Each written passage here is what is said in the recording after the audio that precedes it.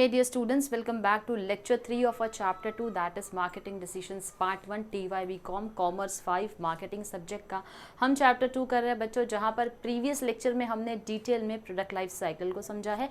आज हम समझेंगे कैसे इस प्रोडक्ट लाइफ साइकिल को मैनेज किया जाता है in detail. Now, firms have to manage the products during the product life cycle. Definitely product life cycle के दौरान firms को अपने प्रोडक्ट को मैनेज करना होता है, तो कई सारी मार्केटिंग स्ट्रैटेजीज का इस्तेमाल करते हैं अलग अलग फेजेस में, ताकि प्रोडक्ट लाइफ साइकिल में हम अपने प्रोडक्ट को सही से मैनेज कर सकें। जैसे कि जब हम बात करते हैं इंट्रोडक्शन स्टेज की, जहाँ पर कंपनी न्यू प्रोडक्ट को इंट्रोड्यूस करती है और कई सारी मार्केटिंग स्ट्रैटेजीज को अडॉप्ट करती है, चाहे वो प्रोडक्ट के बेसिस पर हो, प्राइस, प्रमोशन या प्लेस यानी कि डिस्ट्रीब्यूशन के लिए हो। तो जब हम बात करते हैं बच्चों यहाँ पर प्रोडक्ट स्ट्रैटेजी की, नॉर्मली फर्म क्या करती है, कॉन्सेंट्रेट करती है किसके ऊपर, या तो सिंगल प्रोडक्ट के ऊपर उन्हें कॉन्सेंट्रेट करना है या फिर डाइवर्सिफाइड पे। अगर सिंगल प्रोडक्ट को इंट्रोड्यूस किया गया है तो फर्म यहाँ पर प्रोडक्ट लाइन एक्सटेंशन के लिए आगे नहीं जाती है। Firm may not come up with various models, नए नए प्रोडक्ट मॉडल्स को भी इंट्रोड्यूस नहीं करती है, लेकिन ऐसे कई सारे केस है जहाँ पर फर्म जो है प्रोडक्ट को अलग अलग मॉडल्स के साथ भी इंट्रोड्यूस करती है, जब उनको डिफरेंट मार्केट सेगमेंट्स को सर्व करना होता है। प्रोडक्ट स्ट्रैटेजी में कंप्लीटली डिपेंड करता है आपके प्रोडक्ट के नेचर पे, कंज्यूमर के नेचर पे, कस्टमर के नेचर पे, एंड यूजर्स के नेचर पर क्या डिपेंड करता है। या तो फर्म सिंगल प्रोडक्ट के साथ जाएगी क्योंकि उन्हें सिंगल प्रोडक्ट के ऊपर फोकस करना है और प्रोडक्ट लाइन एक्सटेंड नहीं करेगी, लेकिन कई फर्म्स ऐसे भी होती है जो प्रोडक्ट लाइन को एक्सटेंड करती है, अलग अलग मॉडल्स ऑफ प्रोडक्ट के साथ आती है जब उन्हें डिफरेंट मार्केट सेगमेंट को सर्व करना होता है। जैसे ऑटोमोबाइल का एग्जांपल ले, अगर एक नई कार को लॉन्च कर रहे हैं तो उसका एक मॉडल जो होगा वो मिडिल इनकम ग्रुप के लिए हो सकता है, एक मॉडल हो सकता है अपर क्लास के लिए इंट्रोड्यूस किया जा सकता है। तो जब आपको अलग अलग मार्केट को सेगमेंट को सर्व करना है तो आप अपने प्रोडक्ट को उस हिसाब से उसके मॉडल्स को क्या कर सकते हैं, एक्सटेंड कर सकते हैं। फर्म जो है वो एडिशनल फंड स्पेंड करती है किसके ऊपर, रिसर्च एंड डेवलपमेंट के ऊपर, ताकि वो अपने प्रोडक्ट को और अच्छे से इम्प्रूव कर सके अगर ज़रूरत पड़े तो। और कई बार ये करते हैं कंज्यूमर ड्यूरेबल्स के मामले में, जैसे कि ऑटोमोबाइल्स हो गए, ताकि हम अपने डिफेक्ट्स को करेक्ट कर सके अगर किसी तरीके का डिफेक्ट हमने नोटिस किया है प्रोडक्ट को लॉन्च करने के बाद में। सेकेंड आता है हमारा product and promotion, price and promotion strategy. जब हम बात करते हैं प्राइस एंड प्रमोशन स्ट्रैटेजी की, तो प्राइसिंग कई सारी स्ट्रैटेजीज के साथ आता है, जैसे कि रैपिड स्किमिंग स्ट्रैटेजी। प्रोडक्ट को लॉन्च कर सकते हैं हाई प्राइस पे और उसी के साथ साथ हमारा प्रमोशनल एक्सपेंडिचर भी क्या होगा, ज़्यादा होगा, प्राइस भी ज़्यादा और प्रमोशन एक्सपेंसेस भी ज़्यादा। ये स्ट्रैटेजी किसके लिए सूटेबल है, जब आपका मार्केट बहुत ज़्यादा बड़ा होगा साइज में और प्रमोशनल एक्सपेंडिचर भी आपके ज़्यादा होंगे। मार्केट का सबसे ज़्यादा हिस्सा आपके प्रोडक्ट के बारे में नहीं जानता है और इसीलिए आपको सबसे ज़्यादा प्रमोशन करना पड़ता है। आपका जो मार्केट आपने सिलेक्ट किया है, टारगेट ऑडियंस जो है, उसमें most of the people are not aware about your product. That is the reason you have to spend heavily on your promotion. Buyers are willing to pay a higher price, यहाँ पर जो आपके buyer है वो ज़्यादा price पे करने के लिए तैयार है। अब ये कौन से हो गए, या तो अपर मिडिल क्लास हो गए या तो अपर इनकम ग्रुप हो गए। Now there is a need to build brand image or preference as competition is likely in near future. अब यहाँ पर ब्रांड इमेज को भी बनाने की ज़रूरत है, क्यों, क्योंकि इस नियर फ्यूचर में आपका कंपटीशन और ज़्यादा टफ होता है। So this strategy brings certain benefits. What are those benefits जो इस स्ट्रैटेजी के साथ आते हैं? फर्म में generate profit at the introduction stage. Introduction stage पे क्या होगा, फर्म प्रॉफिट जनरेट कर लेगी रैपिड स्किमिंग के साथ में, जहाँ पर आपके प्राइसेस भी ज़्यादा है, जहाँ पर आपके प्रमोशनल एक्सपेंसेस भी ज़्यादा है, वहाँ पर फर्म प्रॉफिट भी क्या कर लेगी, कवर कर लेगी, which will enable the firm to cover up either partly और होली द डेवलपमेंट एक्सपेंसेस। जितने भी एक्सपेंसेस इनकर किए हैं वो आपको क्या हो जाएंगे, वापस आप कवर कर लोगे। This strategy will enable the firm to build a good brand image which will enable to face competition. Brand image आपकी अच्छी हो जाएगी तो अपने आप competition face कर पाओगे effectively as and when the competitors enter the market. तो जैसे ही competitors market में enter होते हैं, बावजूद इसके आपका market share जो है वो safe रहेगा। स्लो स्किमिंग स्ट्रैटेजी, जो अलग दूसरी स्ट्रैटेजी आती है बच्चों, वो है स्लो स्किमिंग स्ट्रैटेजी। प्रोडक्ट को लॉन्च किया हाई प्राइस पे लेकिन प्रमोशनल एक्सपेंडिचर कम है, प्रोडक्ट को लॉन्च किया हाई प्राइस पे लेकिन प्रमोशनल एक्सपेंडिचर कम है। ये स्ट्रैटेजी किसके लिए सूटेबल है, जब आपका मार्केट साइज बहुत ही लिमिटेड है और आपका प्रमोशनल एक्सपेंडिचर कम है। यहाँ जो आपके पोटेंशियल बायर्स होंगे वो आपके प्रोडक्ट के बारे में जानते हैं, उसके फीचर्स, उसके यूज़ के बारे में ऑलरेडी जानते हैं, इसीलिए आपको प्रमोशन ज़्यादा करने की ज़रूरत नहीं है। Buyers are willing to pay a high price. Buyers are ready to pay a higher price to you. Potential competition is less likely in the near future. अब क्योंकि वो ऑलरेडी आपके प्रोडक्ट को जानते हैं, they are aware of the benefits, features and uses of your product, promotion की ज़रूरत नहीं है, तो कंपटीशन बहुत ही कम है इस मार्केट में। फ्यूचर में भी कंपटीशन कम आएगा। अब ये जो स्ट्रैटेजी है इसका बेनिफिट क्या है? फर्म हायर प्रॉफिट जनरेट करती है इंट्रोडक्टरी स्टेज पे। प्रमोशनल एक्सपेंडिचर आपको कम चाहिए क्योंकि यहाँ पर आपका मार्केटिंग ओवरहेड्स जो है वो भी क्या है, कम है। तो ये हमारा रैपिड स्किमिंग और रैपिड हमारा स्लो स्किमिंग था। अब हम देखेंगे रैपिड पेनिट्रेशन प्राइसिंग स्ट्रैटेजी, जहाँ पर फर्म लॉन्च करती है प्रोडक्ट को लो प्राइस पे, लेकिन प्रमोशन का खर्चा क्या होता है, ज़्यादा होता है। अब ये किसके लिए सूटेबल है? जहाँ पर मार्केट साइज बहुत ही छोटा है और जहाँ पर मार्केट का सबसे बड़ा हिस्सा आपके प्रोडक्ट के बारे में नहीं जानता है। जब आपके प्रोडक्ट के बारे में नहीं जानते हैं तभी आपका प्रमोशनल एक्सपेंडिचर बढ़ाना होता है। यहाँ के जो बायर्स है वो बहुत ही प्राइस सेंसिटिव है, इसीलिए आपने इसके प्राइस को क्या रखा है, लो रखा है, कम रखा है। यहाँ पर पॉसिबिलिटी है बहुत ही स्ट्रॉन्ग कंपटीशन की नियर फ्यूचर में, क्योंकि यहाँ पर प्रमोशनल एक्सपेंडिचर आपका ज़्यादा है ताकि आप ब्रांड इमेज को और प्रेफरेंसेस को आप क्या कर सको, बिल्ड कर सको। अब ये कंपनी जो है वो ऐसे पोजीशन में है जहाँ पर वो economies of large scale production and distribution achieve कर सकती है। क्योंकि आप लो प्राइस इसलिए रख रहे हैं क्योंकि अगर आप लार्ज स्केल पे प्रोडक्शन करते हो, उसको डिस्ट्रीब्यूट करते हो, economies of scale, bulk discount आपको मिलता है, डिस्काउंट मिल रहा है, आपको प्रोडक्ट का बनाने में खर्चा कम है, तो आप उसके प्राइजेस भी कम सेट करोगे। ये स्ट्रेटजी का बेनिफिट क्या है? आप यहाँ पर लार्जर मार्केट शेयर कैप्चर कर सकते हो। यहाँ पर आपका जो ब्रांड है वो एक गुड ब्रांड इमेज आप बिल्ड कर सकते हो, जिससे कि आप कंपटीशन जो है बहुत ही इफेक्टिवली फेस कर सकते हो आने वाले कंपटीशन आपके नियर बाय मार्केट्स में। फिर आता है स्लो पेनिट्रेशन, जहाँ पर प्रोडक्ट को आपने लॉन्च भी लो प्राइस पर किया है और आपका प्रमोशन का खर्चा भी ज़्यादा है। ये स्ट्रैटेजी कहाँ सूटेबल है? जहाँ पर मार्केट साइज आपका ज़्यादा है और आपकी प्राइसिंग जो है वो लो है। Large part of the market आपके प्रोडक्ट के बारे में ऑलरेडी जानता है, इसीलिए आपने प्रमोशन पे कम खर्चा किया है। बायर्स तो यहाँ भी प्राइस सेंसिटिव है, इसीलिए आपका प्राइस यहाँ पर लो है। पॉसिबिलिटी है लिमिटेड कंपटीशन के फ्यूचर में, बिकॉज हाई डेवलपमेंट एक्सपेंडिचर है न्यू एंट्रेंट्स के लिए। न्यू एंट्रेंट्स के लिए डेवलपमेंट का खर्चा जो है वो बहुत ही ज़्यादा है। Company is in a position to achieve economies of large scale production and distribution, तो कंपनी यहाँ पर भी large scale production and distribution कर रही है, तो इकोनॉमीज ऑफ स्केल को हैवी बल्क डिस्काउंट उनको ज़रूर मिलता है। ये जो स्ट्रैटेजी है इससे बेनिफिट क्या है? फर्म लार्ज शेयर कैप्चर कर सकती है मार्केट का, यहाँ पर प्रमोशनल एक्सपेंडिचर कम है और यहाँ पर मार्केटिंग ओवरहेड्स जो खर्चे हैं आपके वो भी क्या है, कम है। थर्ड टाइप ऑफ स्ट्रैटेजी जो आती है बच्चों वो है हमारी डिस्ट्रीब्यूशन स्ट्रैटेजी। डिस्ट्रीब्यूशन स्ट्रैटेजी के दो टाइप है, कॉन्सेंट्रेटेड और मास डिस्ट्रीब्यूशन। कॉन्सेंट्रेटेड स्ट्रैटेजी में फर्म क्या करती है, distribution of the product through specific dealers in a particular market area. Distribution efforts are directed to satisfy specific market segments.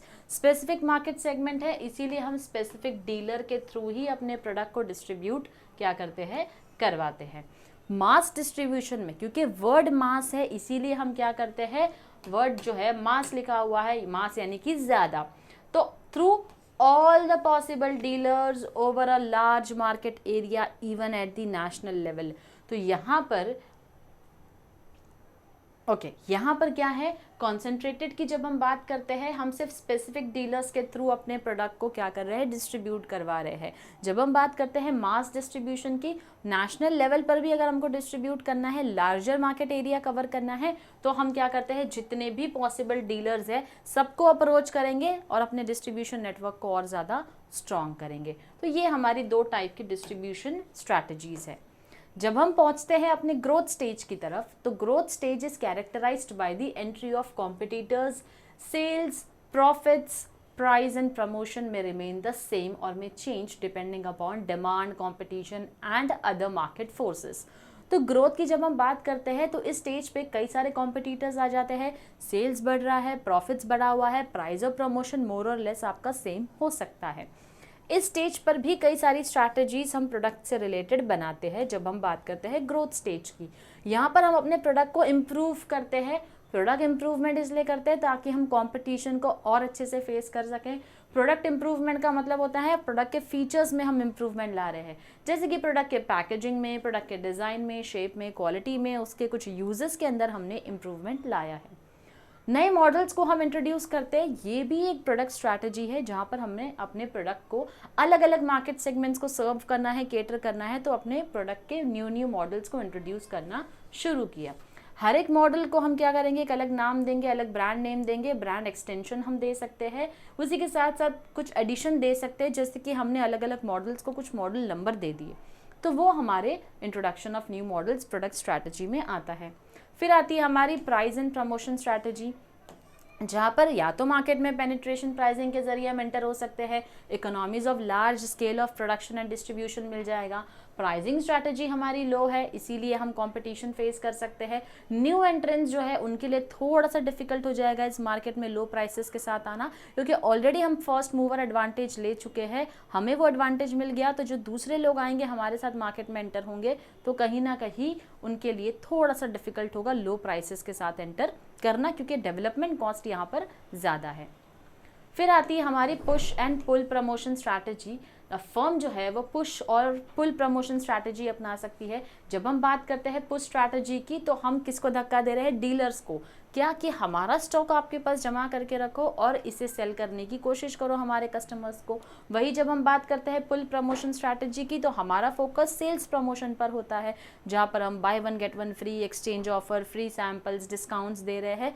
क्यों करते हैं ये सब, ताकि कस्टमर्स को अपनी तरफ हम क्या कर सके, खींच सके। जब हम ये स्ट्रैटेजी रखते हैं, जब हम ये प्रमोशन मिक्स को अपनाते हैं, तो अपने आप क्या होता है, ये जो बायर्स है ये भागकर डीलर्स के पास जाएंगे और डिमांड करेंगे कि भैया ये ऑफर चल रहा है, हमें ये ऑफर चाहिए, तो डीलर को वो स्टॉक जो है वो अपने पास लाकर रखना ही पड़ेगा। तो पुश स्ट्रैटेजी में हम डीलर्स को धक्का देते हैं, पुल स्ट्रैटेजी में कस्टमर्स को अपनी तरफ खींचते हैं।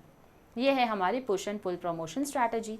फिर आती है हमारी डिस्ट्रीब्यूशन स्ट्रैटेजी, जहां पर न्यू मार्केट सेगमेंट्स की अगर हम बात करें, तो फर्म न्यू मार्केट्स के लिए क्या कर रही है, न्यू मार्केट्स को ढूंढ रही है ताकि अपने सेल्स को बढ़ा सके।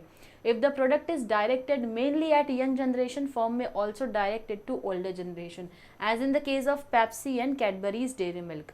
तो यहाँ पर न्यू मार्केट सेगमेंट क्या हो जाएगा, न्यू मार्केट सेगमेंट, प्रोडक्ट मेरा वही है लेकिन मैं नया मार्केट ढूंढ रही हूँ इस प्रोडक्ट के लिए। अब अगर मैं पेप्सी की बात करूँ या कैडबरी डेयरी मिल्क की बात करूँ, तो ये ओल्डर जनरेशन के लिए भी हो गया, और यही चीज़ जो है, यही प्रोडक्ट जो है वो यंग जनरेशन के लिए भी होगा। डिस्ट्रीब्यूशन कवरेज को बढ़ा रही हूँ मैं। अब तक मैं लोकल लेवल पर डिस्ट्रीब्यूट करती थी, मैं लोकल से रीजनल की तरफ गई, रीजनल से नेशनल की तरफ गई, और धीरे धीरे बढ़ते बढ़ते नेशनल से मैं इंटरनेशनल लेवल पर पहुँच रही हूँ अपने प्रोडक्ट को केटर करने। Then we have new distribution channels, जहाँ पर मैंने न्यू डिस्ट्रीब्यूशन चैनल जो है वो इंट्रोड्यूस किया है ताकि अपने सेल्स को बढ़ा सकूँ। Now firm may go up for setting up chain stores और enter into franchisee agreements to increase the sale. New distribution channel क्या होगा, जहाँ पर फर्म खुद ही अपने चेन स्टोर्स को फॉर्म करती है या फिर फ्रेंचाइजी एग्रीमेंट के जरिए अपने सेल्स को और क्या करती है, बढ़ाना चाहती है। जब हम पहुंचते हैं अपने मेच्योरिटी स्टेज पे, तो majority of the products are in the maturity stage, जहाँ पर सेल्स रिमेन मोर और लेस दी सेम। यहाँ पर आपका सेल्स मोर और लेस आपका सेम ही होता है। यहाँ पर आपके सेल्स की ग्रोथ जो है वो स्टैग्नेंट हो जाती है। यहाँ पर ज़्यादा से ज़्यादा आपका जो स्टेज है, यहाँ पर normally it last longer as compare to the previous 2 stages. बाकी 2 स्टेजेस से ज़्यादा आपका ये स्टेज जो है वो थोड़ा सा ज़्यादा टाइम पीरियड तक चलता है। Marketers have to come up with various strategies if in case they want to stay in the market. उसी मार्केट में रहना है तो आपको कई सारी स्ट्रैटेजीज के साथ आना ज़रूरी है, जैसे कि प्रोडक्ट मॉडिफिकेशन। मार्केटर्स में place lot of emphasis on product improvement. यहाँ पर आप प्रोडक्ट को इम्प्रूव करना चाहते हो in terms of quality, features, design, तो आपको यहाँ पर क्या करना है, प्रोडक्ट को मॉडिफाई करना है, उसके परफॉर्मेंस को मॉडिफाई करना है, स्पीड बढ़ा दो, ड्यूरेबिलिटी बढ़ा दो, ताकि कस्टमर हमारा सेटिस्फाई रहे। एडवांसमेंट बेसिकली आपको लेकर आना है जब हम बात करते हैं प्रोडक्ट मॉडिफिकेशन की, जिसके लिए आपको सबसे ज़्यादा फोकस अपना R&D के ऊपर देना होता है। जब हम बात करते हैं प्राइस एंड प्रमोशन स्ट्रैटेजी की, यहाँ पर firm may follow the same promotion strategies as follow during the growth stage. तो यहाँ पर पेनिट्रेशन प्राइसिंग स्ट्रैटेजी या फिर push and pull promotion strategy जो हम ग्रोथ स्टेज में अपनाते हैं, हम उसी को कंटिन्यू कर सकते हैं अपने मेच्योरिटी स्टेज में भी। Firm has to come up with innovative promotion scheme. हाँ, लेकिन प्रमोशन स्कीम आपकी थोड़ी सी कुछ न्यू होनी चाहिए जो कस्टमर्स को अट्रैक्ट कर सके, जैसे कि exchange offers, exchanging old product with a new one, as in case of television, washing machines. Basically FMCG goods की जब हम बात करते हैं, कंज्यूमर ड्यूरेबल्स की, तो यहाँ पर आप ऐसे कुछ ऑफर्स रख सकते हो जहाँ पर आप ओल्ड प्रोडक्ट देने पर न्यू प्रोडक्ट आपको कुछ प्राइस कम करके, डिस्काउंट करके मिल जाता है। इंस्टॉलमेंट फैसिलिटी आपने रख दी जहाँ पर आप कोई इंटरेस्ट चार्ज नहीं कर रहे हो, वारंटी पीरियड आप एक्सटेंड कर रहे हो, क्विक और एफिशिएंट आफ्टर सेल सर्विस देते हो, maintaining and enhancing customer and dealer relationships through gifts, contest etcetera. तो ये तरीके होते हैं जिससे कि आप सेल्स को प्रमोट करना चाहते हैं। ये वो तरीके हैं जिससे आप अपने प्रमोशन मिक्स को और ज़्यादा एम्फसाइज करते हैं आपके प्रमोशन मिक्स के ऊपर। Then you have distribution strategy. Now under your distribution strategy, either you focus on profitable segment or you focus on important channels of distribution, or you exit from unprofitable market areas. Profitable market या फिर profitable segment के ऊपर बच्चों जब हम focus करते हैं तो मार्केटर प्रॉफिट के ऊपर ज़्यादा फोकस करेगा और अनप्रॉफिटेबल सेगमेंट में से एग्जिट कर देगा। This will enable the firm to reduce its overhead and increase the profit. जहाँ पर मेरा प्रॉफिट हो ही नहीं रहा है तो मैं वहाँ पर फोकस ही क्यों करूँ, तो वहाँ से मैंने एग्जिट ले लिया और जहाँ से मुझे सबसे ज़्यादा प्रॉफिट हो रहा है उस प्रॉफिटेबल एरियाज़ के ऊपर मैं सबसे ज़्यादा फोकस करूँ, ताकि हमारी जो फर्म है वो और ज़्यादा बेटर पोजीशन में रहे प्रॉफिटेबल एरियाज़ को सर्व करने की। जहाँ से प्रॉफिट नहीं है वहाँ पर मेरा खर्चा ज़्यादा है, मुझे उन खर्चे को क्या करना है, कम करना है। यहाँ पर खर्चा कम कर दिया मैंने, यहाँ से एग्जिट ले लिया, तो प्रॉफिट वाले मार्केट में मैं और ज़्यादा अच्छा कर पाऊँगी। Focus on important channels of distribution. So here the firm may have to concentrate on important channels of distribution and discard expensive or unprofitable channels of distribution. Again, profitable segment में जिस तरीके से हम क्या करते हैं, फोकस करते हैं, यहाँ पर प्रॉफिटेबल डिस्ट्रीब्यूशन चैनल पे फोकस करना है। जहाँ पर भी मेरा अननेसेसरीली खर्चा ज़्यादा है लेकिन उससे मुझे फ़ायदा कुछ नहीं हो रहा है, वहाँ से मुझे एग्जिट ले लेना है। Exit from unprofitable market areas, वो मार्केट एरियाज जिससे मुझे किसी तरीके का फ़ायदा ही नहीं हो रहा है, उन मार्केट एरियाज को मुझे क्या करना है, छोड़ देना है और कॉन्सेंट्रेट करना है in those market areas which generates good sales and profit. उसी पे कॉन्सेंट्रेट करूँगी जहाँ पर मुझे सेल्स और प्रॉफिट दोनों ही अच्छा मिलता है। फिर हम पहुंचते हैं अपने लास्ट स्टेज की तरफ बच्चों, जो कि हमारा डिक्लाइनिंग स्टेज होता है। डिक्लाइनिंग स्टेज जहाँ पर हमारा सेल्स भी कम हो जाता है और उसी के साथ साथ हमारा जो प्रॉफिट है वो भी डिक्लाइन हो जाता है। इसमें अगर हम बात करें अपने प्रोडक्ट स्ट्रैटेजीज के ऊपर, विड्रॉवल ऑफ वीकर ब्रांड्स, तो यहाँ पर फर्म उन ब्रांड्स को निकाल देगी बाहर जो कि वीक है, जिनका परफॉर्मेंस वीक है, जो ज़्यादा सेल्स और प्रॉफिट हमको जनरेट नहीं करके देती है। तो कॉन्सेंट्रेशन सिर्फ उस पर होगा जो सबसे ज़्यादा सेल्स और प्रॉफिट हमको जनरेट करके दे रही है। तो उन ब्रांड्स को हम बंद कर देंगे जो कि वीक हो चुके हैं, जिससे किसी तरीके का बेनिफिट हमको नहीं मिलता है। Introduction of new product, firm may also introduce a new product which has a good potential in the market and market it profitably.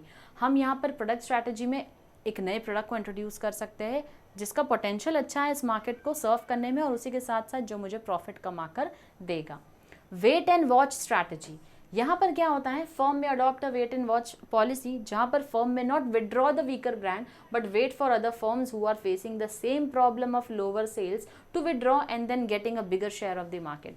यहाँ पर हम क्या करते हैं, वेट एंड वॉच का मतलब है यहाँ पर हम रुकते हैं और ये देखते हैं कि जो प्रोडक्ट हमको प्रॉब्लम दे रहा है, हमारे कॉम्पिटिटर को भी उनका प्रोडक्ट सेम तरीके की प्रॉब्लम दे रहा है, तो हम इंतज़ार करेंगे कि हमारा कॉम्पिटिटर उसका सेल्स बंद कर दे।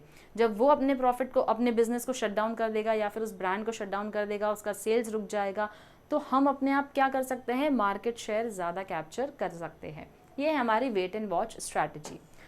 No price and promotion strategy में हम क्या करते हैं, यहाँ पर firm have to maintain the same price as lowering the price may not be feasible.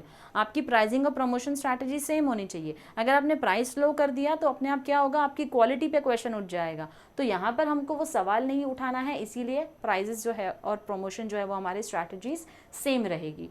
Promotional expenditure may be reduce depending upon the availability of funds and market situation. हाँ, अब promotion के ऊपर जो खर्चा करते हैं आप उसको चाहो तो कम कर सकते हो, लेकिन आपके प्राइजेस मोर और less has to be the same because that is the feasible idea, otherwise your quality will be questioned.